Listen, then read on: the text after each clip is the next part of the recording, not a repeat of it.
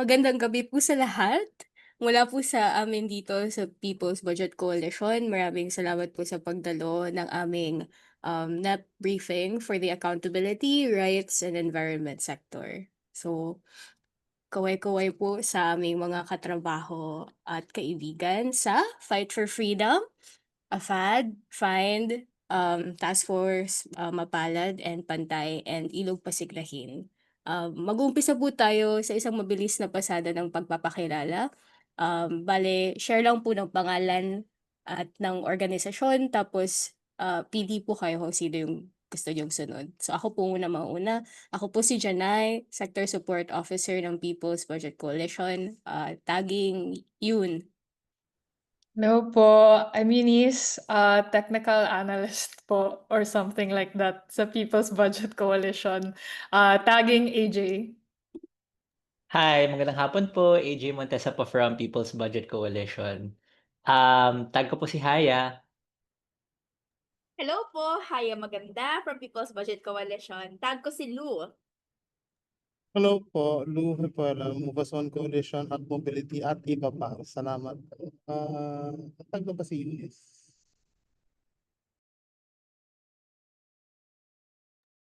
Opo, done na po si Eunice. Idol, si Abs. Hello po, ako po si Abigail from People's Budget Coalition, Fight for Freedom at Mubas One Coalition. Pero mamaya po makikita niyo po ako na PBC talaga yung gagampanan kong role. Tag ko po next si Ate Jessica Reyes. Hi everyone, I'm Jessica Reyes. Galing dito ako Move as One, pero YMLP Batch 2. Batch 2 ako, yan. So, hi everyone. Ngayon na lang ako ulit nagiging active. Okay. Sino pa hindi ko natatawag? Apologies, di ko Sa na. chat po, antag si Matt, Jerome, Joven, Tim, Jerry, Vincent, Tony, and Red. Oh, Ayan, Red. tagging Matt. Hello. Wait. Yeah, I'm on my phone. I'm Matthew Gan from Ilog Siglin. I'm secretariat and also occasional research stuff. Tagging Joven, yung kailog ko. Thanks, Matt. Hi, I'm Joven from Ilocos Pasigdahin as well, mostly on partnerships, ano pa ba, research, everything. Tambay po talaga ako, to put it simply. I'm calling on next Red. Hi, Red. Hello po. Red po, my pronouns are he, him. Ako po ay program officer, then upcoming na executive director po ng Pantay. Sorry, late kami. Marami lang meetings. So, medyo naghahabol. Ayan po. Nasagot ko naman po, no? Sorry, sinong hindi pa natatawag? I think, sino pa po? Tony, Vincent, Gerald. Sige pa. Vincent po.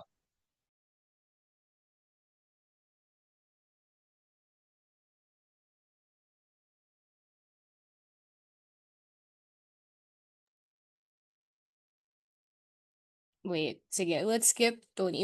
Pili ka ng iba, Red. Ay, wait, sino yung nagtag? Si Tim na John. lang. Tim? Kaya po ba mag-unmute? Yeah, hello, Okay. sorry, mabagal lang. Tim from Cocos of Development NGO Networks and Task Force Mapalad National Peasant Federation. Haba ng mga pangalan. Anyway, yeah. Tagging ano po, Alfie.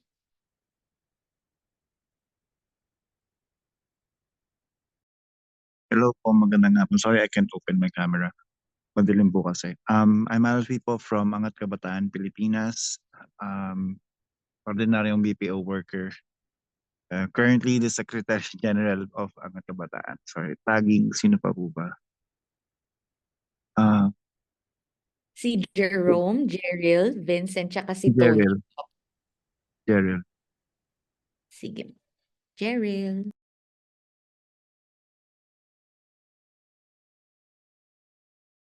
Sabi ni Jeril sa chat, here to listen po from Sir Lou's invitation. Okay po. Tag next po. Ikaw hinahatak. Correct. Kung Jeril, po, tag ka na next. You can also just type sino po yung sunod.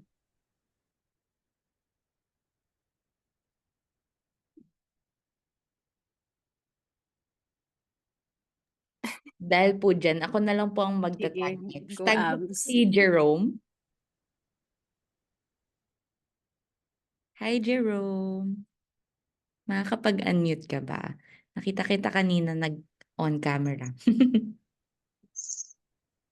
Good afternoon po. Hi, Jerome.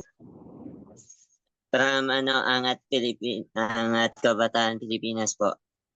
Head of Committee of Ethics po. Thank you, Jerome. Tag next, ang di pa natag si Vincent tsaka si Tony. Yes, Ah, Vincent. I'm sorry. Go, Vincent. Hi, good afternoon. No, actually, I was hearing you calling me, but I was like away few meters, and I was, taking something. Yes, my name is Vincent Hanse. So I am new in this organization.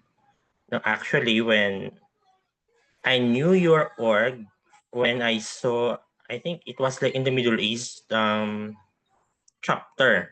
So I went into their meeting. Then you had like one representative. So it was like, I was lost somewhere. So I'm thankful now that I am here in the right group. So again, my name is Vincent, an ex-OFW. By profession, I'm a chemist and also an environmentalist. So I am more into climate advocacy. Thank you. Thank you. And last po, baka you want to tag Tony?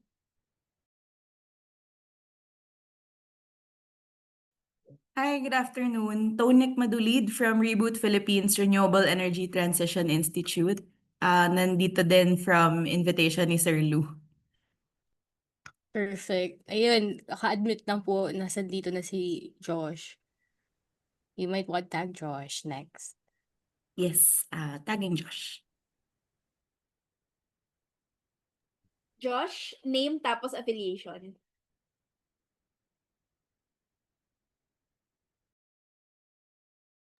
Ako na po mag-introduce. Si Josh po is here as himself. Also from People's Budget Coalition. Siya po ay isang human rights lawyer. Ayan. Giving back the floor po to Ate Jenay. Perfect. Thank you. Thank you, Abs. Thank you, Kaya. So, magandang gabi po ulit sa lahat. Ngayon, magsasagawa po tayo ng NEP briefing para tugunan ng mga suliranin at pangangailangan ng iba't ibang sektor ng rights and accountability at ng environment cluster. So, sa unang parte po, dyan po mag-uulat si Yun sa findings ng technical team. Tapos layunin din po natin na mas maging komportable tayo sa pag-navigate ng NEP sa pamamagitan ng isang live coaching session na manggagaling naman kay AJ. Pero para sa kaalaman din po ng lahat, inaasahan natin na mas makilala natin yung mga issue areas na mahalaga sa bawat sektor upang makabuo tayo ng mga interpellation questions para sa ating pakikipag-ugnayan sa Senado, no? Tas nakapasok na din po diyan yung pagtukoy natin ng mga kaukulang ahensya ng gobyerno na posible nating maging champions moving forward. So, without further ado, ito po yung maasahan natin for the next couple of hours. May 30 minutes po tayo para sa sector briefing, and then 15 minutes live na coaching session, and then the rest of the way, we will review the worksheet and the costing. Bali, kung natatandaan niyo po yung mga pinamahagi namin na worksheet para maka-identify ng budget line items and interpellation questions. Bibisitahin po natin uli yun para sabay-sabay nating ma-review, no? Kung tayo po ay magla-livestream at some point sa Facebook, yung first 2 parts lang po yung ibabahagi natin sa public. Yung third part, tayo-tayo na lang. Okay. At magsimula po tayo sa unang bahagi, sa sector briefing. I'm turning this over to Yun. Ayan. I don't know if you guys saw the TikTok. Thanks, Janai. Sige.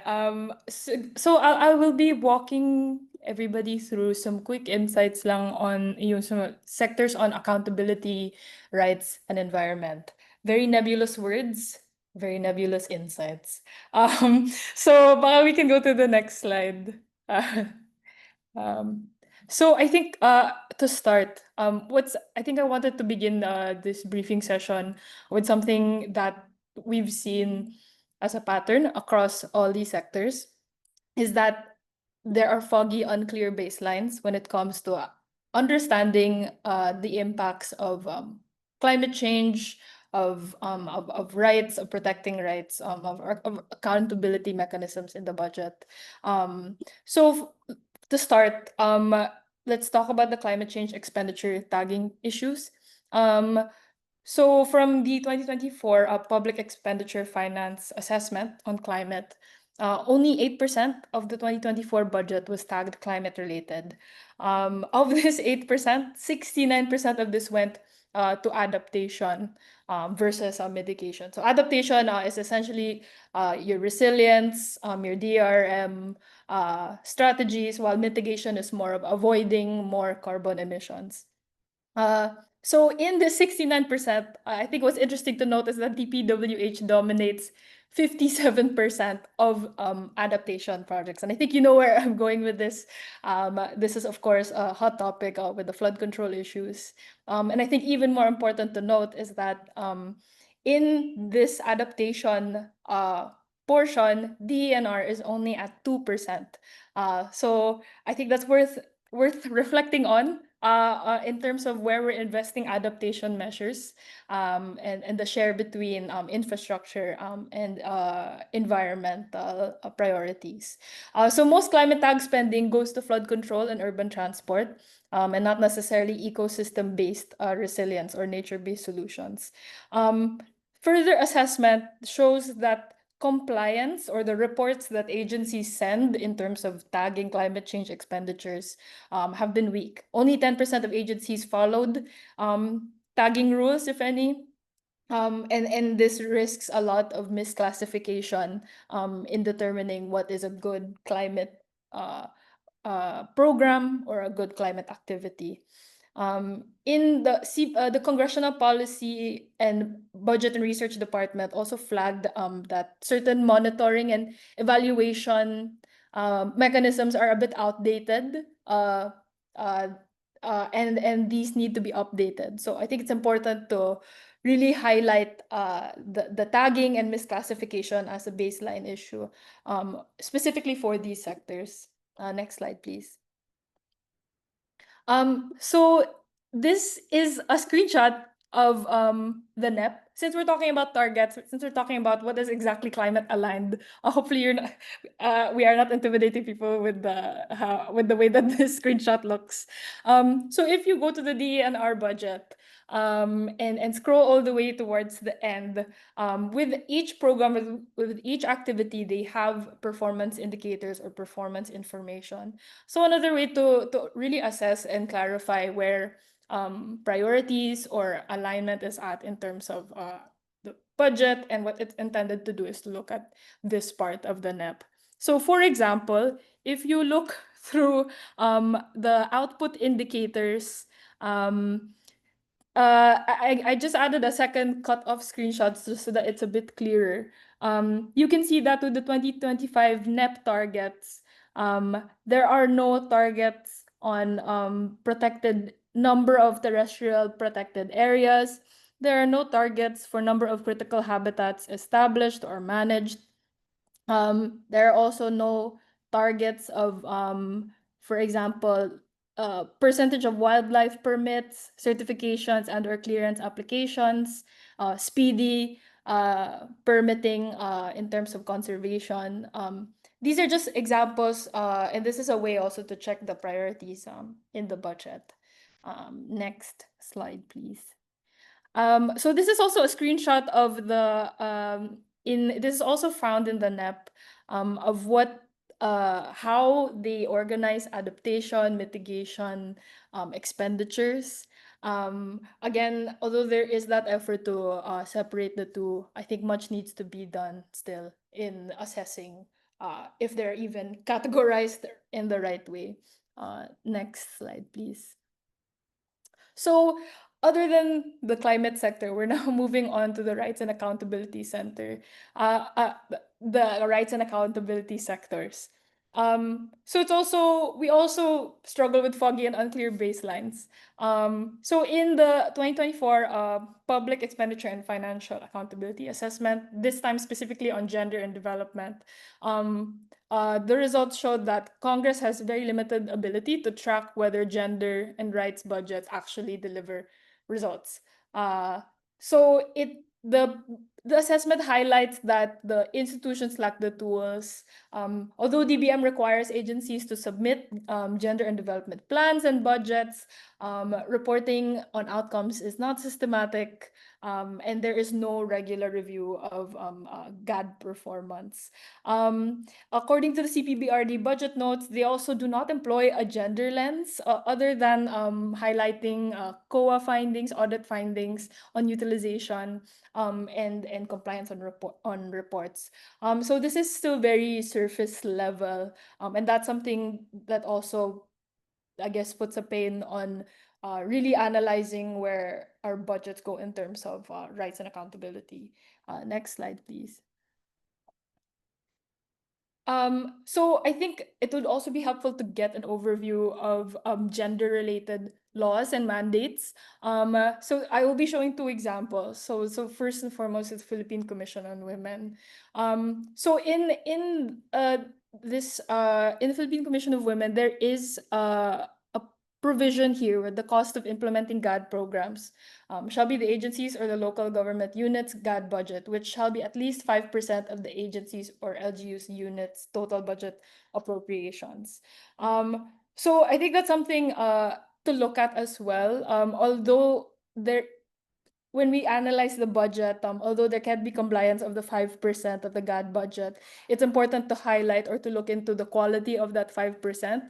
In our previous sectoral or PBC meetings, other groups have highlighted that some Zumba programs are slotted under the GAD project in the GAD budget. So it's really put the question on it brings us back to the foggy baselines or the unclear impact or performance indicators in regards to these budgets. Next slide, please. Another example is the Philippine National AIDS Council. So from the IRR of RA 11166, or the Philippine HIV and AIDS Policy Act, there is a specific provision where funds have to be appropriated for the operations of PNAC. And so when analyzing the budget, so let's say when we look into the DOH budget, it's important that it should not just be hiding somewhere behind some general agency budget, but really have a separate line item for it, as says here in the law. Next slide, please. So yes, we've already gone through this. This is a repeat. Next slide, please. So as we saw in the climate budget, actually, we saw that DPWH took a huge share of adaptation goals in the budget. And we see that DPWH once again also takes a huge share of the tagged GAD budget. So lahat na lang, DPWH na lahat. So it's really interesting because you don't even, when you think of agencies like the Commission of Human Rights, when you think of agencies like DOJ, agencies who are mandated to maintain and protect accountability and rights, they don't even make it as a top allocation in these assessments. And a lot of the focus has been on service delivery or agencies that deliver. So that's something to reflect on with the trends in the GAD budget. Next slide, please. So moving on, something we wanted to also brief are the biggest increases and cuts across agencies in regards to the environment, accountability, and rights sector. So we begin with the DENR budget. So we note that the highest priority in increases right now is specifically on water vulnerability and sustainability. There's also increased allocation for Palawan Council for Sustainable Development staff. I think this is aligned with conservation efforts. There has been in DNR, I think, a refocus in terms of enforcement, mining enforcement, instead of the economic or productive side of mining. So we see that that's consistent with the budget increases. I think to skip over the cuts as well, we see that the lowest, the biggest cut is with the environmental and natural resources resiliency budget. If you see mineral resources and geosciences development has also received a cut. So it aligns right with DNR's priority or when this was the Secretary Tony Yulo Loizaga's imperative.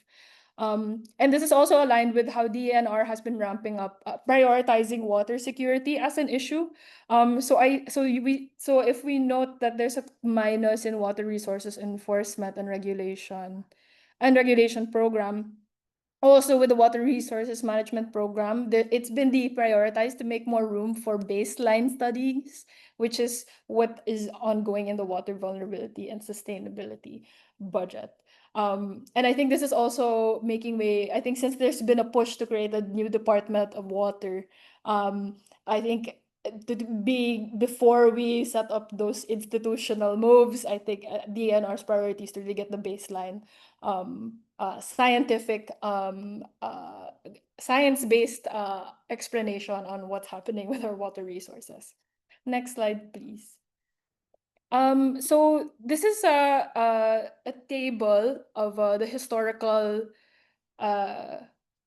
moves between allocations of the NEP, which is the president's budget, and the GAA, which is the version, the Congress, the legislative version.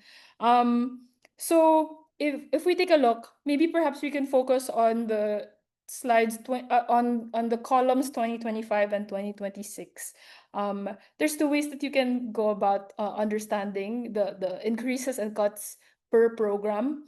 So you can compare 2026 NEP to 2025 NEP columns. You can also compare 2026 NEP with the GAA 2025 GAA.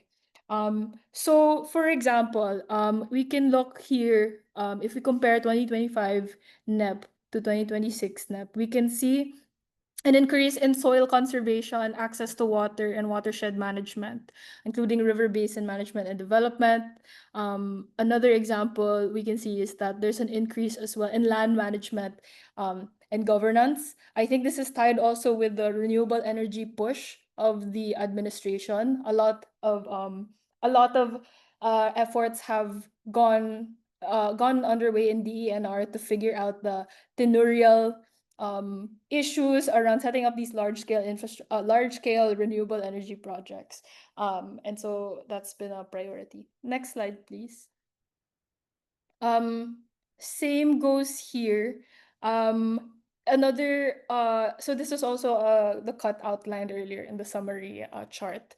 Natural resources assessment was deprioritized. Next slide, please. So another tension point in terms of the environmental sector is that if you really look into the budget, ecosystem balance is secondary to hard concrete infrastructure. So in the CPBRD budget notes, they said that the proposed 2025 climate budget surged to more than 1 trillion. Compared to 2024, it was only 457.4 billion. But as we know, this is where all the insertions and flood control entered. So I think that's again, it's something to reiterate that that there is a lot of any bardagulan would happen, it's going to be between DNR and DPWH. So in the second point, inside the Natural Resources Conservation and Development Program, I think another key point where the prioritization issue comes to light is the Manila Bay Coastal Management project, and also the Pasig River Rehabilitation. They're major locally funded projects. The Manila Bay Cumulative Impact Assessment has warned 21 proposed ongoing reclamations that could threaten ecosystems, livelihoods, and worsen urban flooding. So this is really a hard infra DNR safeguards battleground as well. Next slide, please. So this is this is something, this is a slide we've shown over and over again in our NEP analysis briefings. So flood control budgets make up a third of approved infrastructure outlays. So this is pretty consistent with what we saw, how DPWH takes share in climate budgets, and also in it's not just in climate budgets, it's not just in GAD budgets, it's also in infrastructure budgets. So it's everywhere. Next slide, please. And so I think we just wanted to note also the recent developments on the flood control funds. We know this is a huge amount. And so BBM has already, our PBBM has already signaled where he wants the flood control budgets to be realigned. And something that a PBC member also highlighted in the chat is that if you notice that there's no, that PBBM did not mention here in his list actual programs or projects that that feed into nature-based solutions or anything, or adaptation projects, or any kind of resiliency ecosystem management projects. Although there could be overlaps in some of these identified budgets, I think it's worth noting that it's not explicitly stated. Next slide, please. And so I think when reflecting on what should, on the kind of projects that we want, I guess to really steer ourselves back to, like nature-based solutions or the right kind of projects, there is this neat little framework, mnemonic, if you will, on the right projects, the right cost, to make sure that these have the right quality, and that it's right on time, and that it's being executed by the right people. So I think that's something to consider when looking through what better alternatives there should be. Next slide, please. I guess we're moving on to the DOJ budget. So this is just the major increases and cuts. So we see that there is huge increases in alternative dispute resolution advocacy, ill-gotten wealth recovery and administration, legal services for government-owned programs, and then we see that the lowest or the biggest cut is on border control and management, as well as crime detection and investigation. Next slide, please. So this is a breakdown of the NEP GAA comparisons. Again, we can also look to 2025 and 2026. So just a quick scan comparing the 2025 NEP to 2026 NEP. There is an increase in investigation and prosecution services. There is also a massive increase in anti-cybercrime enforcement, pursuant to RA 10175 from 25.1 million to 117.5 million. I think another notable movement is the National Coordination Center Against Anti-Online Sexual Abuse or Exploitation of Children, and Anti-Child Sexual Abuse or Exploitation Material. So if you notice, there's a bit, so it's at 28.8 million at the NEP, but in the GAA, they raised it to 61.6. Now it's back to 28.8. So that's also something, that's also a movement to consider when attending DOJ budget hearing, or drafting any kind of interpellation question. Next slide, please. Next slide, please.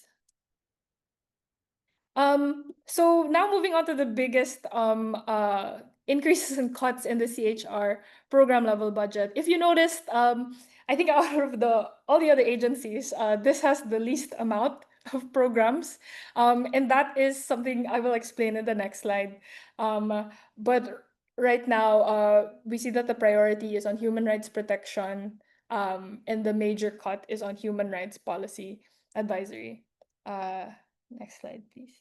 If we go, as I mentioned, there are only four programs that are slotted under CHR for the 2026 NEP. And this in itself is a problem. Next slide, please.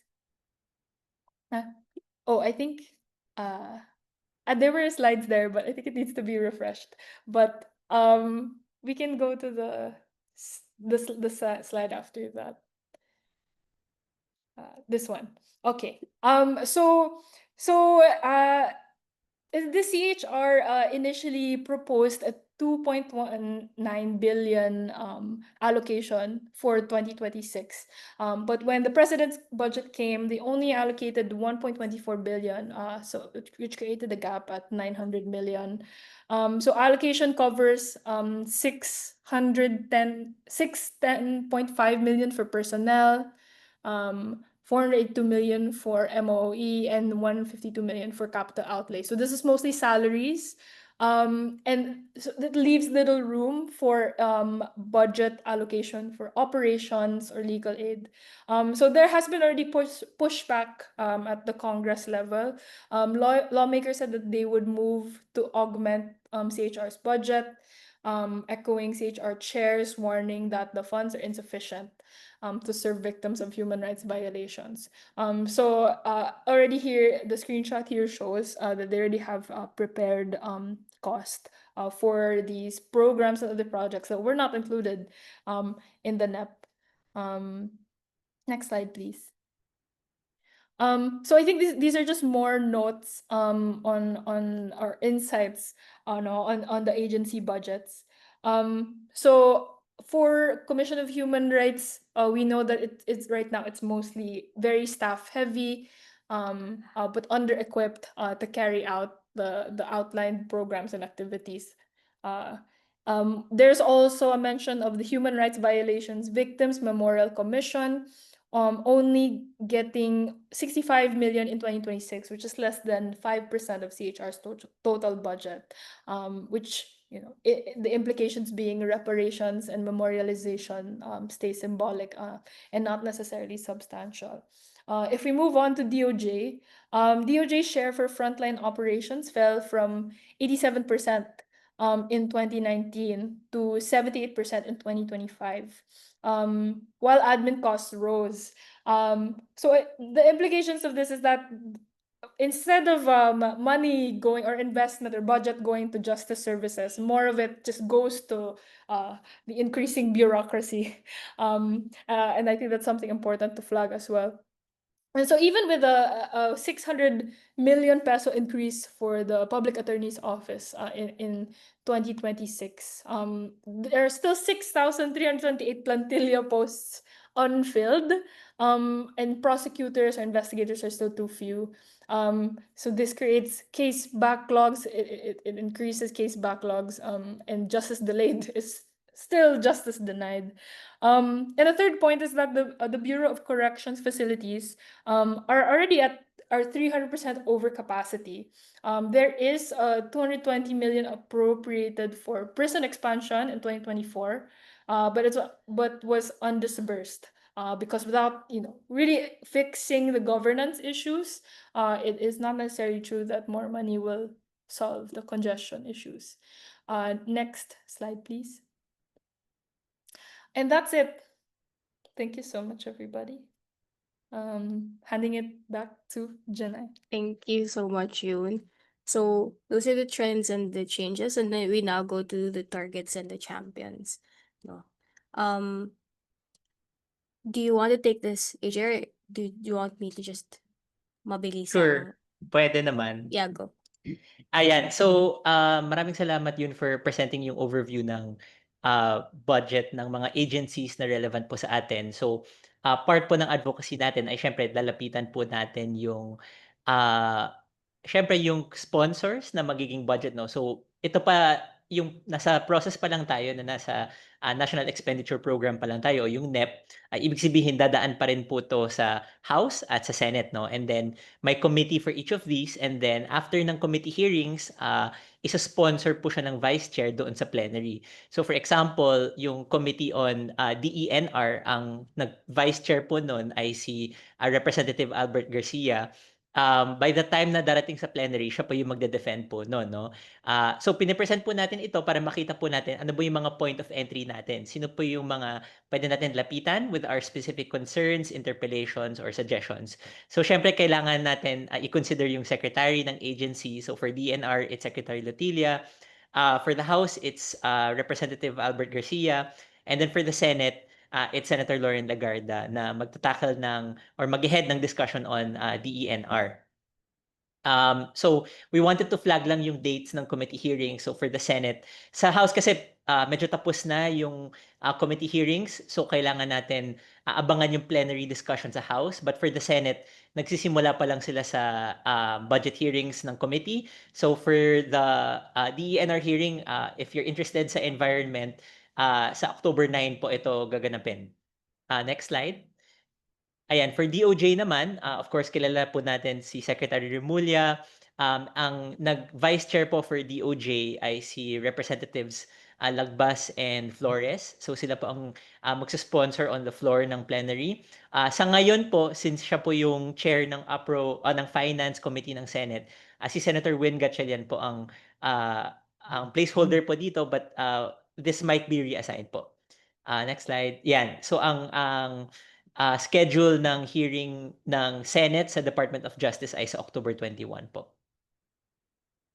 And then for Commission on Human Rights naman po, ang chairperson ng CHR ay si Attorney Palpal Latok. And then ang vice chair for the House ay si Representative Cristina Talavera Lopez. And then right now si Sen Win Gatchalian pa rin po ang naka-assign dito. But again, they might assign different vice chairs. Ang schedule po nito ay October 15. Yung environment po ay October 9, if I'm not mistaken. Can you go back lang to the previous? Yes, October 9 po ang Senate hearing dun sa DENR. And then, next slide. 21 yung sa Justice, and then October 15 po yung sa DOJ. So important na information ito kung magda-draft po tayo ng interpellation questions. Ma-identify natin kung sino yung lalapitan. Just because they're the chairpersons, sila ang parang gatekeeper, but we can find other champions. And we have to be prepared by the time na nagkakaroon na po tayo ng mga committee hearings. Okay, what's next on the program? Sorry, I just refreshed the slides really quickly. Yeah, nag-refresh lang po yan si Ate Chinay ng slides kasi may mga analysis sa yun na naputol because of the refreshmentionism. Thank you so much. Do I go back?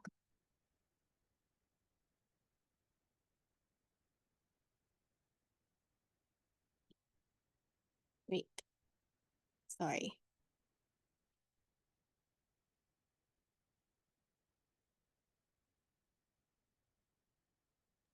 Ayan, so sinend ko po so katulad ng House, no, nag-attempt din po yung Senate na gumawa ng parang transparency efforts sa budget process. They haven't formalized yet yung participation ng CSOs, pero gumawa din sila ng parang transparency portal where they are posting yung schedules, yung assigned committee chairs. Buti pa nga yung Senate, meron na silang pinapakita na assigned committee chairs for each. And then yung mga live stream, dito na rin siya makukuha.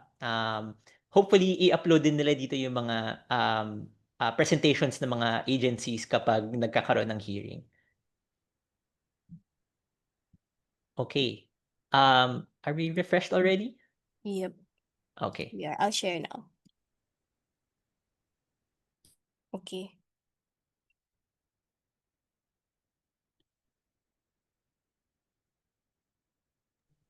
I think this is the slide. I'm not sure if they're able to see the slide on the Philippine National AIDS Council. Wait. I think this is slide 13.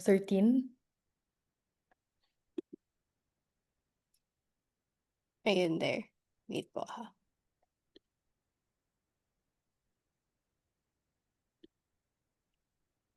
Go yun. Thank you. So I think just to briefly go over again on the GAD budget and something we wanted to note. So prior to this, we were also talking about how when talking about the GAD budget, there are a lot of unfunded mandates or unfunded laws. So even if in essentially here in RA 11166, which is the Philippine HIV and AIDS Policy Act, specifically on Section 5, that funds to be appropriated for the operations of PNAC shall be a distinct and separate budget item from the regular appropriation for DOH. And so I think what we wanted to talk about here was it's important, and that's something we can also do in the live NEP coaching. We can look through the NEP on the DOH budget and ensure where the allocation is to support Section 5 of RA 11166. So that's something we can check. I wasn't able to add the screenshot here, but I think I just wanted to highlight that's I think also that's something unique to a lot of the climate and gender issues when it comes to the budget. There's a lot of ambiguity right now, and also overlaps between agencies, and that's also something to clarify and to reinforce again the laws or the unfunded mandates. I think that's it. I think we can go back to Tapos, yung mas laptop. in-depth din po na briefing on health was from last week. So if you want to check the recording on our Facebook page, it's there. Yun po siya. Yes. So here are the... Senate Chair po sa Health po ay si Senator Pia Cayetano po sa Department of Health. Ang schedule po nila ay October 1, yung Department of Health and attached agencies. Correct. So pag tinanong naman po natin, so si Risa daw po ang sa health sa Senate. Yeah. Then si Josh affirmed. So for the part 3, we're going to see ang mga CSO alignments po, no?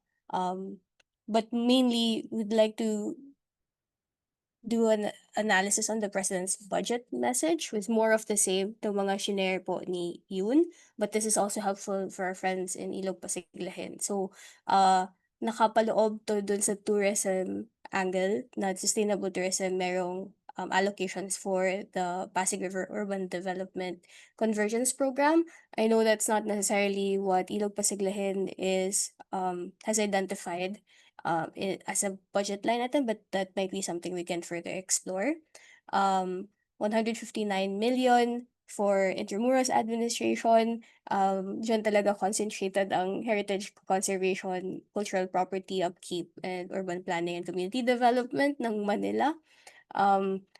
It's specifically for that. There are other things cited under the tourism sustainability section, but then these are the highlights. And then National Parks Development Committee for all the other parks. Again, very north centric. But in this section naman po for environment protection and rehabilitation, 3.7 billion for DNR forest development, which is 13% more from 2025. These are the programs na nakapaloob. Also for greener communities, allocations for the Green program, Clean Air program, Clean Water program, and Manila Bay rehabilitation. For energy conservation, energy efficiency and conservation is up 69.3%. And very interestingly, for alternative fuels and technologies program, I think they really want to move for clean energy here, because it's up 446% to invest on diversifying fuel sources and reduce carbon emissions. And 198 million for renewable energy development to just boost the share of renewables in power generation. That's 15%, 15.7% more than the previous year. Water security, these are the allocations for that. More of the same. But then all these things, again, as Yun pointed out, lahat ito nakapaloob sa climate action and disaster resilience, not necessarily environment-based interventions, environmental preservation initiatives. Lahat ito ay for disaster resilience. So, papasok na naman yung how we react once the calamity has already happened. So, flood control management, weather monitoring systems, and disaster risk financing na may asterisk. Kasi po, nga naman, magiging zero. Yung flood control is getting reallocated. Ayun po. And so, Actually, yep, sorry, can I yes. add, Janai, Yes, just yun, yeah. the previous slide Yeah. before this also on the soil conversion, a Yes. conservation increase. Yeah. So I think there was a slide earlier that showed, right, the performance indicators of the soil conservation, water access and watershed management. So I think it's interesting to be interesting to compare. Now, although there's a 12.7% increase in budget allocation, we saw that in the performance indicators that there were no targets, or it was labeled as NA for 2026 budget. So yun lang, just wanted to tie it back there for this portion. Correct. Yun lang. Consistent. Ayun po. So, when we ask where might be the bardagulahan, ayan po, these are some of the questions we hope to problematize with the sectors and our conversation for the third part. No? O kaya, at this juncture, we'd like to thank our CSOs for their time in the one-on-ones. Maraming salamat po for giving us your expertise and letting us consult you in terms of how we might approach our interpellation questions, and then identify specific programs that we can further be in dialogue with and analyze. No? Dito po yung ilan sa mga unang nakausap natin under this sector on rights and accountability and environment. So, Fight for Freedom, Pantay, AFAD, FIND, and Ilog Pasiglahin. Very specific and identified concerns na hopefully we can further flesh out once we concretize this in terms of interpellation questions and costing mamaya. Ayun po. So yun, na if you remember in our one-on-ones, one of the recommendations would be, okay, hanapan natin ng bahay o saan natin ikakabit yung mga concerns in terms of specific budget line items, since now we are more empowered to, given the briefing po, no, to identify departments and, really scour the NEP. So ito na po yun. Ayan. So how do we identify all these via the NEP? So if you want further guidance, we are very fortunate to have AJ here with us to walk us through what exactly that would look like. So turning us over to AJ. Okay, maraming salamat po. Nandito na rin si Ken, so baka si Ken ang pwedeng magbigay nito. Joke. So we wanted to give this to you because we understand na hindi po lahat tayo dito ay experienced or baka na-intimidate pa sa pag-analyze ng budget, but we wanted to show you po na it's very accessible po, no? So all of these documents are online. And we wanted to give you this knowledge because we know that kayo po yung mas malapit sa sector, kayo po yung mas nakakaalam kung ano yung mga needs ng people on the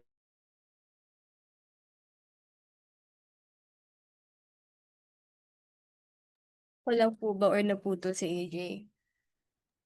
Yes, Ate Renee, naputo Okay, si, kasi abangan po kay natin AJ. siyang bumalik. Ayan. Step Ay, in Ken na kasi, joke. AJ, ay oo. Kasi binigay niya talaga kay Ken yung... Wait, hantayin po natin siya. mahirap po talaga ang internet sa Pilipinas pag maulan. Mukha akong witness sa witness Sa protection Soko. program dito. Parang nasa Soko ka. Pauwi pa lang po ako. Hello everyone. Great to see you all. Ayan. Oh my gosh. Ano yun? Ba't ganyan? Sorry, ganyan lang po talaga ang kulay ko.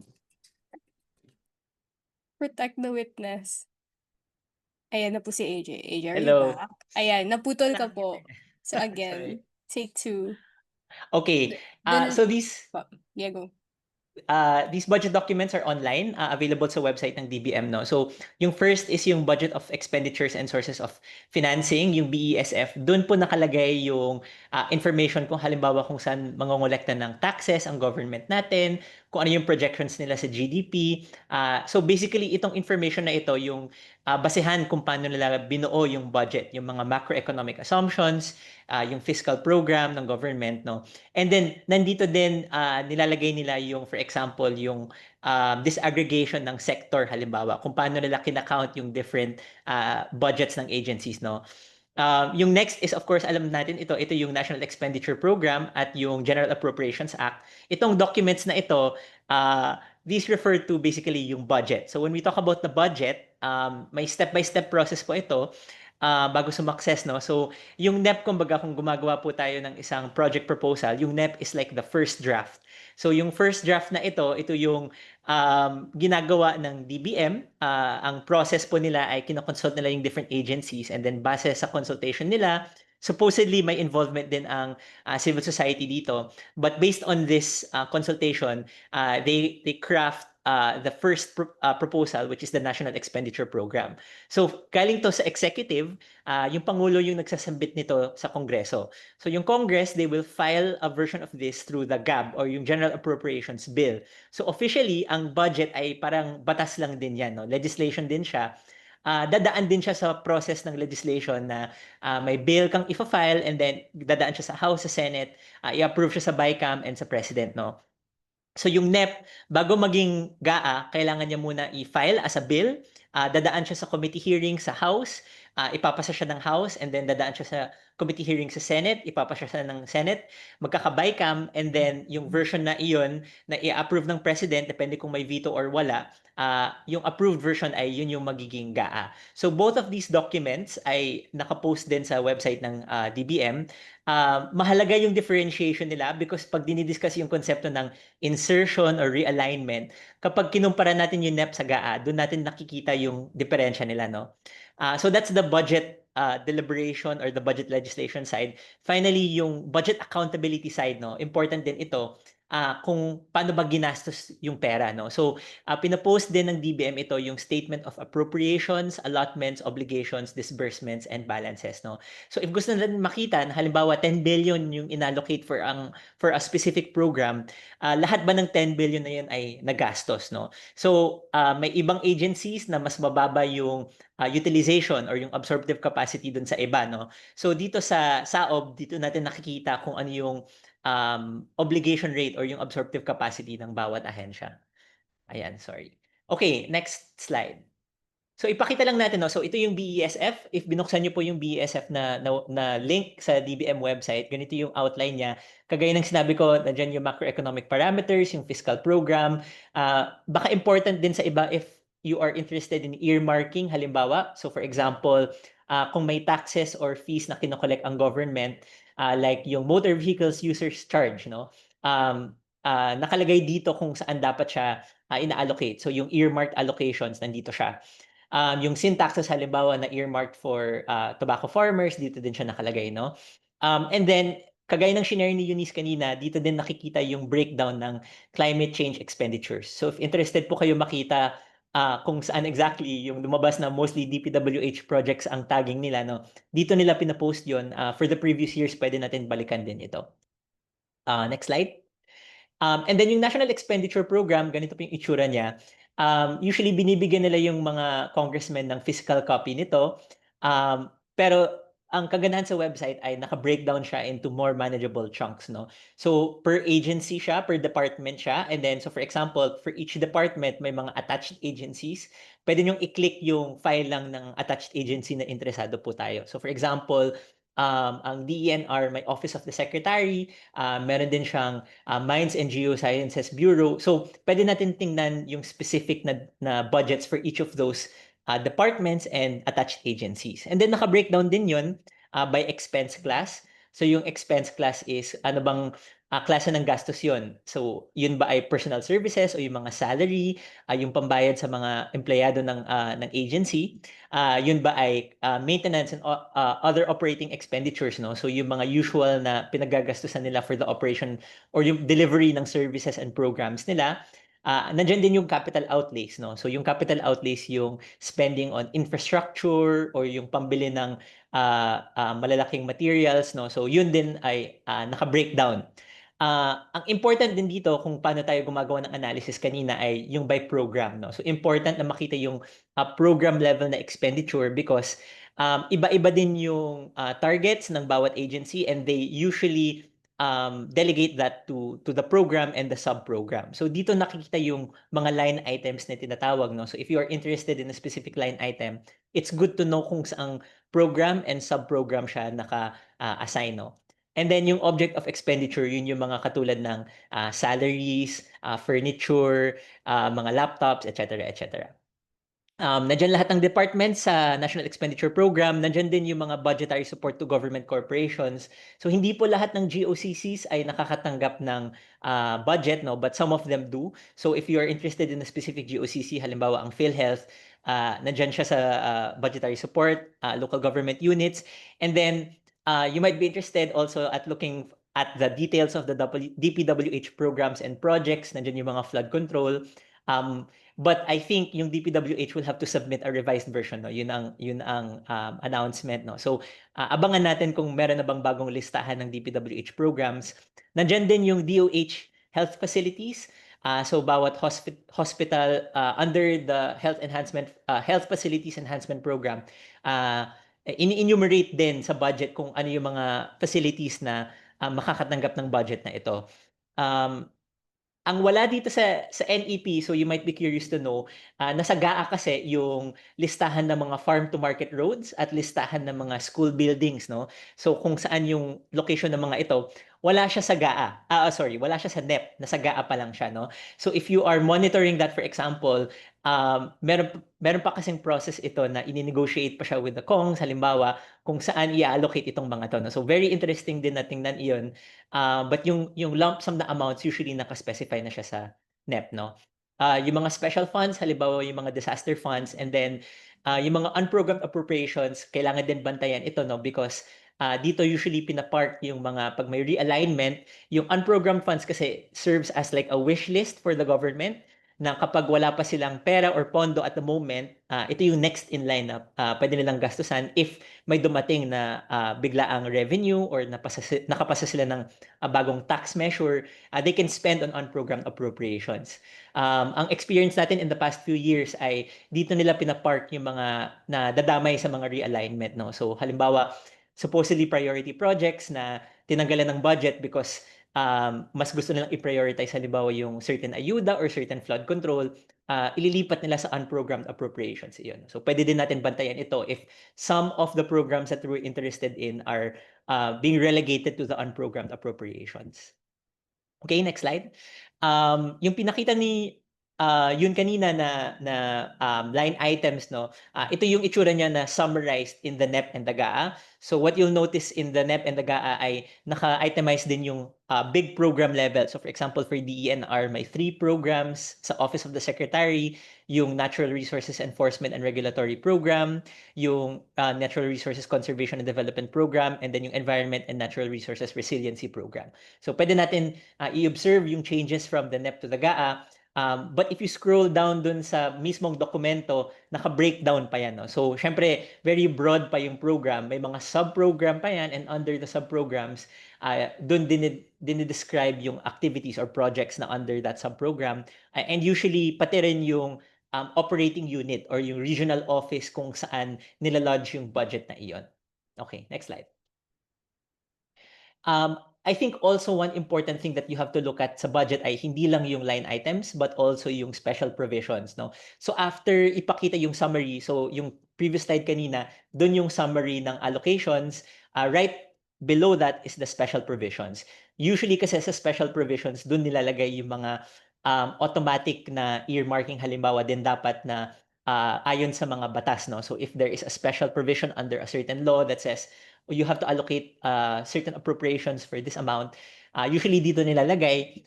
Some big ticket items also are found here in the special provisions if it's like a flagship project or program, or if it has a special provision for the implementation. Halimbawa, may targeted beneficiary, or there is a rule na matitrigger lang yung release ng budget na iyon based on compliance of a certain rule, no? So important na tingnan din itong special provisions because the details of this might spell kung paano ini-implement properly yung certain programs or line items as well. Okay, next slide. So one example of how we are able to get the data, no? So yung na-identify natin na big programs kanina under the DENR, what you can do is you can get the sub-programs under it. So for example, yung Natural Resources Conservation and Development Program, naka-breakdown yan, no? Kasi yung Natural Resources Conservation is a very nebulous na concept nga na sinasabi kanina. But syempre, may mga sub-concepts dito. For example, yung protected areas, wildlife, coastal and marine ecosystems, yung Pasig River rehabilitation, land management, and then forest and watershed, no? And then you can compare actually from the NEP to the GAA. Dito natin nakikita kung saan ba may realignments or insertions, no? Yung insertion is just a different kind of realignment. Pero dito natin nakikita how Congress can exercise yung power niya to realign the budget, no? So kaya natin ginagawa ito because we want to identify ano ba yung mga line items na sa tingin natin ay kulang pa yung allocation o kaya naman sobra or hindi well spent yung money dito, no? So just based on a comparison of the NEP and the GAA of the previous year, you can see that Congress exercised its power to, for example, increase the funding for protected areas, caves, and wetlands. On the other hand, binawasan yung allocation for itong developing, updating, and implementation of the operational plan for the Manila Bay Coastal Management Strategy pursuant to SC decision, blah, blah, blah. No? So, we can observe based pa lang dito sa NEP and the GAA kung saan ba nag-align yung Congress, no? And yung role natin as civil society is hopefully bago siya maging General Appropriations Act, makapag-lobby tayo sa House members or sa Senate members at sana maging open din yung BICAM so that we can see na there are certain items na pwede natin taasan by the time it gets to the GAA. So next slide. One important thing also na gusto natin tingnan sa National Expenditure Program, if you scroll to the bottom of the document for each attached agency, bukod sa mga amounts in pesos na ina-allocate sa budget, nandun din yung kanilang organizational outcomes, di ba? So yung key performance indicators.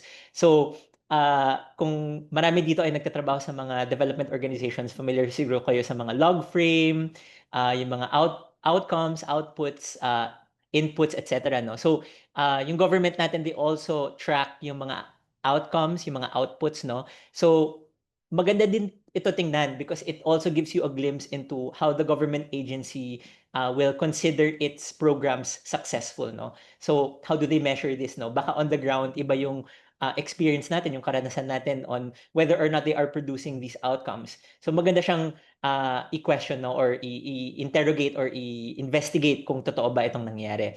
One thing, for example, na nakita ng CPBRD ay yung reported na data nito sa DPWH. Nalaman nila na iba pala yung nire-report ng DPWH sa website nila kumpara dito sa NEP. Mas mataas yung nire-report nila dito. So, nagbumukhang mas successful sila sa pag-construct ng roads, etc. When in fact, yung nire-report nila na physical accomplishments ay mas mababa pala. So tingnan din natin ito. This is also part of yung accountability. Dito natin nalalaman halimbawa na si DepEd ay hindi nakaka-construct ng enough classrooms to meet the backlog for na 165,000 classrooms. So this is also part of the NEP na pwede natin tingnan. Next slide. And then again on accountability, important din na malaman natin kung nagagastos ng tama yung pera. Yung appropriations kasi, yung nire-report sa GAA, yung headline figure doon ay tinatawag na new appropriations, meaning bagong pondo o bagong pera ito. But the agency also usually has continuing appropriations, money that hindi nila fully nagastos last year na baka valid pa nilang i-obligate or i-gastos, no? So, dito sa statement of allotments, obligations, disbursements, and balances, dito nakalagay yung total allotments nila, kung ano yung na-obligate nila. No? So this is just a summary of the definitions of the terms. No? But basically, yung allotment is yung total money na pwede nilang gastusin. Yung obligation ay hindi kasi maglalabas agad ng pera yung government kapag gagastos siya. Ang una niyang step ay i-obligate niya or i-kontrata niya muna. So mag-agree muna siya na we're gonna spend this money and then somebody will deliver the service or the product and then they will pay them at the end of the year or at the end of a certain period. No? So at least pag na-obligate na, kapag naplano na yung spending, kapag may contract na, alam na ng government na magagastos siya. And then later on, later pa yung disbursement ng actual funds, no? So one thing that you can look at is yung unobligated allotments, kung gaano kalaki ba ito. Because this will also tell you kung yung government department ba o yung agency ay may capacity na i-implement ng tama yung program na ito. So if the program has a huge unobligated allotment, that might be a sign na ill-equipped pa, wala pang absorptive capacity, it might make sense to reconsider how the money is allocated towards that program or towards that agency. So next slide. So just as an example, this is what the obligations look like for the DENR. So this is as of the second quarter of the 2025 budget, no? So ongoing pa yung paggastos ng budget na ito. You would think, no, na by half of the year 50%, no? But there are some programs halimbawa na front-loaded. For example, itong developing, updating, and blah blah blah of Manila Coastal Bay. Half of the year, almost 75% na ng budget ang nagastos nila. Meanwhile, there are some programs naman na backloaded. So towards the end of the year nila nagagastos. So for example, operations against illegal environment and natural resources. Or it also could be na hindi nila nahihit yung targets nila on the spending. No? So important din na tingnan ito as we, for example, nagka-craft tayo ng interpellation questions, pwede natin hingan ng updates yung agencies or yung departments kung paano na ba yung paggastos nila dito sa mga specific programs na interesado po tayo. Next slide.